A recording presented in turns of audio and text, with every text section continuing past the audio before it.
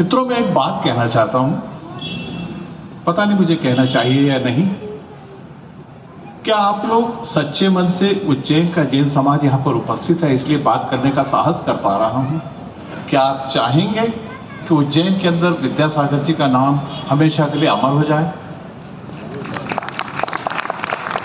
आओ एक संकल्प लें। उन्होंने जीवन भर विद्या के लिए काम किया है। हम जैन समाज के लोग उज्जैन के अंदर इतना बढ़िया एक विद्यालय बना के बताएंगे विद्यासागर जी के नाम से, जो कि पूरी दुनिया के अंदर जाना जाएगा कि उज्जैन के अंदर एक ऐसा विद्यालय है जो विद्यासागर जी के नाम से बना। सबसे पहले घोषणा हुई और विद्यासागर जी के विचारों को मूर्त रूप देने के लिए, आगे वाली पीढ़ी को उस तरफ ले जाने के लिए हमने ये संकल्प लिया। क्या मेरी बहनें ये संकल्प को मंजूर करती हैं? कह भर देना,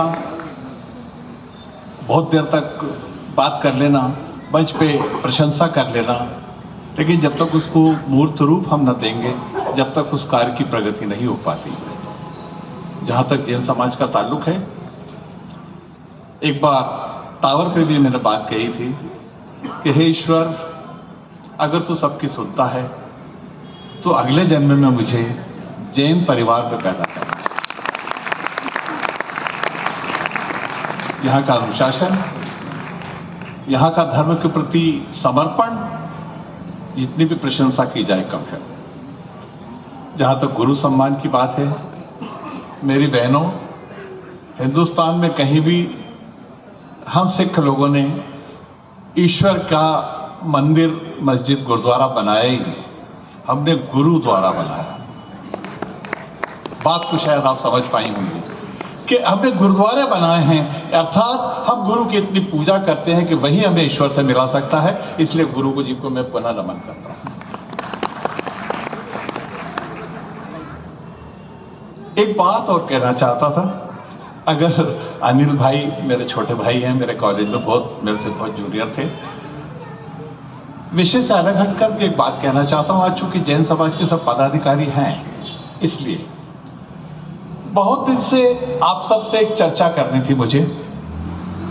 सिर्फ 1 मिनट होगा। मेरी बहनों, भाइयों, मेरी बात को बड़े ध्यान से सुनिएगा।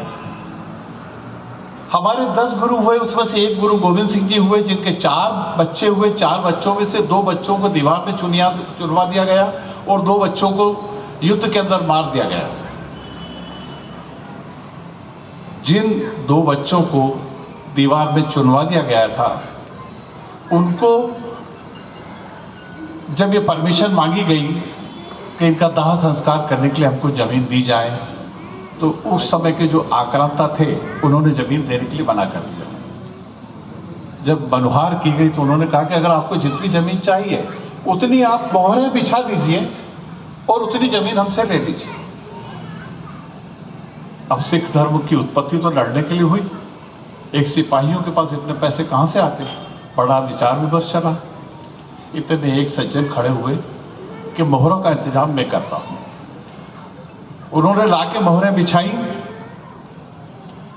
तब फिर मुगल आक्रांताओं ने एक और बात कही कि नहीं, ऐसी खड़ी मोहरें नहीं, हमको ऐसी खड़ी मोहरें चाहिए, ऐसी मोहरें चाहिए, ऐसी चपटी नहीं, ऐसी खड़े करके बिछाई। और वो बेचारे बड़े पेशोपश में फिर पुनः घर गए, फिर और सोने की मोहरें लेकर आए और 3-4 मोहरें, जब वो मोहरें ऐसी खड़ी कर रहे थे तो 3-4 मोहरें कम पड़ी।